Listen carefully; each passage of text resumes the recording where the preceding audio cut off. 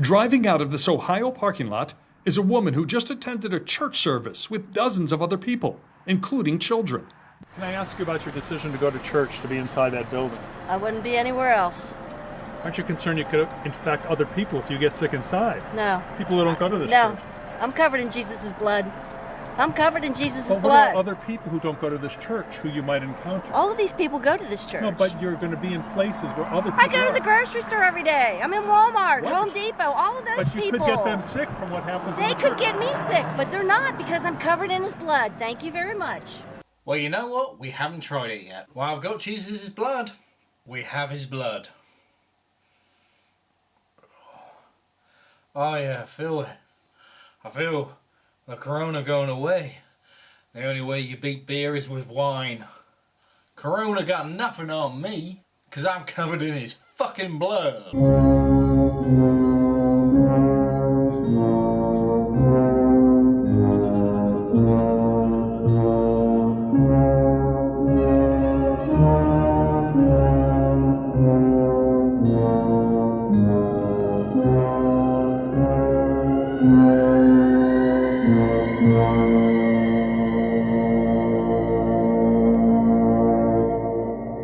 Defense is a healthy immune system, and I take care of my body. I eat the right food, I take vitamins, I drink the right water. Vitamin D, vitamin C, it's been proven already.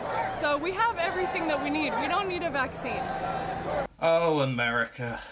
Well, in rare moments like this, I'm glad to be British, to make sure that we don't do anything stupid and protest this lockdown. The mortality rate for this is less than the flu. It's been proven.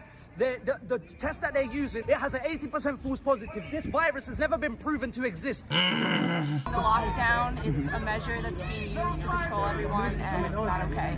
Why? What we're disputing is the fact that the government are using the virus to cover up the fact that they're rolling out 5G, which is a war weapon used at high frequency. If you look up radiation poisoning, the effects of that and the effects of COVID-19 fit together like a glove. Exactly. Work it out, people. Wake up. Okay, let's work it out then. Coronavirus and radiation poisoning. Fit together like a glove, right? No. Yes, shortness of breath and losing bodily functions. You know, the same thing that happens with death in general. But one of the main symptoms of radiation poisoning is this. Your skin falling off. Coronavirus don't do that. That theory doesn't fit on your hand like a glove. That's more like trying to fit a glove over your arse. 5G is causing us. I'm telling you, it's fucking idiot.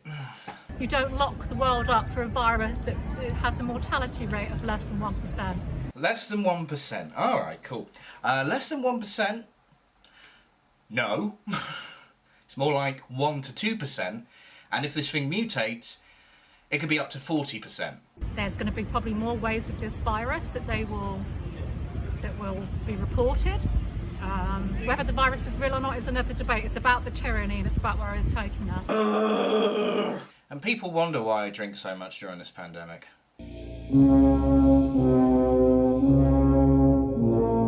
find other work. A senior government source told The Sun, people are addicted to the scheme. We're not talking about a cliff edge, but we have to get people back to work. Addicted? Set to announce changes to the Sorry, no, addicted to people who want to live. Oh, fuck off. Fuck you. Well, I actually had a huge rant. I actually ran for 25 minutes, managed to cut it down to about 10 minutes. But, surprisingly, the leader of the Labour Party kind of conveyed my points in Parliament in a very rational, diplomatic way. I feel very strange saying that because I haven't been able to say that since I've been alive. So, here's the clip. When the Prime Minister returned to work a week ago Monday, he said that many people were looking at the apparent success of the government's approach. But yesterday we learnt, tragically, that at least 29,427 people in the UK have now lost their lives to this dreadful virus. That's now the highest number in Europe. It's the second highest in the world. That's not success, or apparent success. So can the Prime Minister tell us, how on earth did it come to this?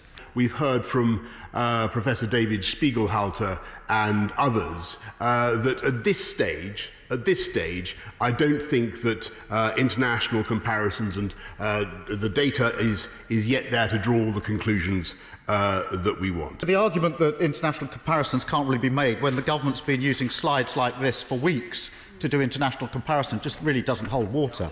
I'm afraid that many people are concluding that the answer to my question is that the UK was slow into lockdown, slow on testing, slow on tracing, and slow on the supply of protective equipment. Deaths in care homes continue to go up. Why hasn't the government got to grips with this already?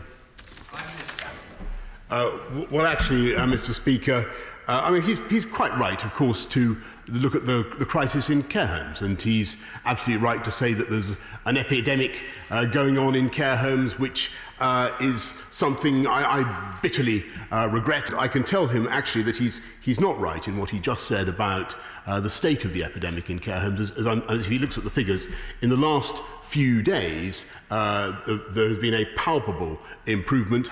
On Monday, there were just 84,000 tests, and that meant 24,000 available tests were not used.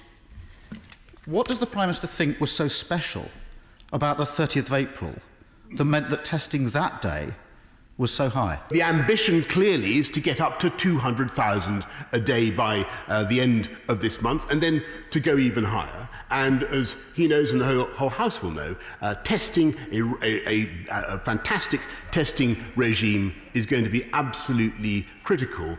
Because I don't want to deprive you of the humorous comments that I did do in that 25-minute rant, here are the highlights, and we'll go back to the silly stuff. If you're not into this, here is the time code below, and you can skip it.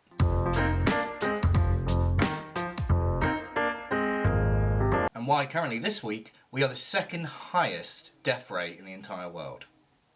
Number 1 in Europe. Maybe this is a good idea for Brexit. Can't be the highest death rate in Europe if you're not in Europe. 3 different people said 3 different things to me before the lockdown happened, which generally pissed me off and scared me a little bit. One of the main arguments not having a lockdown that most people were considering was, it's only going to kill 1 to 2% of the population. It's not going to affect me. Congratulations, you're a sociopath. Another one that did really piss me off, it's only going to affect like retirees, so that's mostly Leave voters and Tory voters. It'll be good for them to die. Congratulations, you're a fucking sociopath. And my personal favourite, if we just let this disease spread and it will kill poorer people, that will solve the starvation problems. What the fuck is wrong with you? You're 2 goose steps away from joining the Third Reich.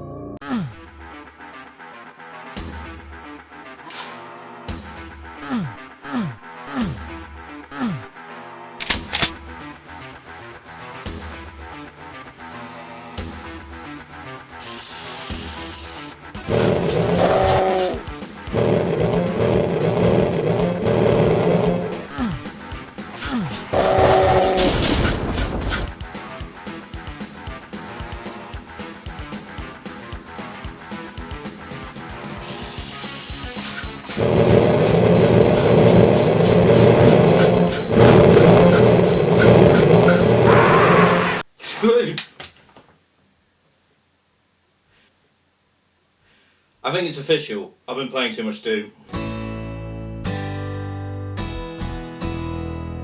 Here's pub time! I'm actually trying to be a bit more sophisticated, so instead of pub time this week, it shall be drinky drinky of Jesus is bloody. I'm fine. I'm not going mad. I don't know what you're talking about. Thanks again for watching, and I hope you're all doing well. Apparently on Sunday, Boris Johnson is going to start easing the lockdown.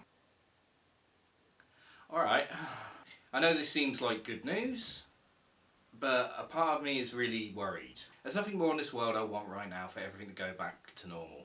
Because I miss a lot of you guys. And there's a few people I don't miss. And I feel like I'm never going to get the chance to say that I didn't miss them. Looking through the government's press releases leading up to Boris's speech, because right now, currently, I don't know what the new position with the lockdown is going to be, but apparently it's down to the common sense of the British people. So we're fine. Hopefully, it's a very solid plan. It will slowly get us out of the situation without causing a second wave of the virus. And we personally, I'm a bit worried because the spread rate throughout the world doesn't quite go down. The death rate, yes, the lockdown works. But without a viable vaccine, our lives are going to be very different for a very long time.